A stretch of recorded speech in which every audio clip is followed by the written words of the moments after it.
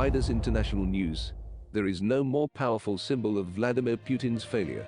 A year ago, the Russian leader launched a blitzkrieg against Ukraine, mocking its history and sovereignty, sending his tanks churning toward Kyiv to obliterate the democratically elected government led by a former comic actor.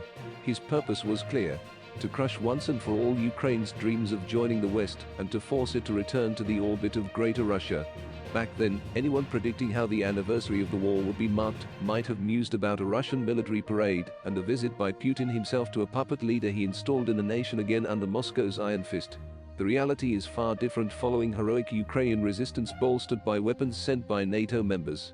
The President of the United States, in overcoat and shades, strolled through Kyiv in daylight, visiting a historic church as air raid sirens wailed and standing exposed alongside President Volodymyr Zelensky in the city's vast, open and iconic St. Michael's Square. His presence sent a message of defiance to Putin most directly and a cherished sign of resolve and empathy for the people of Ukraine.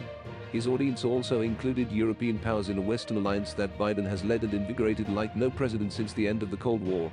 And every time a commander-in-chief makes such an audacious splash on the world stage, he's also making a point to Americans on whose support continuing extraordinary support for Ukraine's war effort depends, and to his own fervent domestic critics.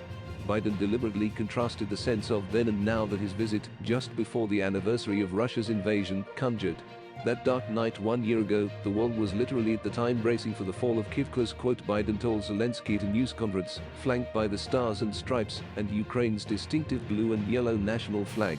The event itself carried its own symbolism. It did not feature two leaders cowering in a bunker, but went ahead in an ornate room like any other leader's press conference in any other capital. 1 year later, Kyiv stands. And Ukraine stands. Democracy stands, he declared. The Americans stand with you and the world stands with you. Biden's words might have lacked the poetry of Ich bin ein Berliner, or Mr. Gorbachev, tear down this wall. But Biden's visit instantly went down in history alongside two defining trips to divided Berlin by Presidents John Kennedy and Ronald Reagan that were flashpoints of the Cold War, and each of which sent their own image of US resolve to the Kremlin. My name is Connor Adams, for Reuters International News.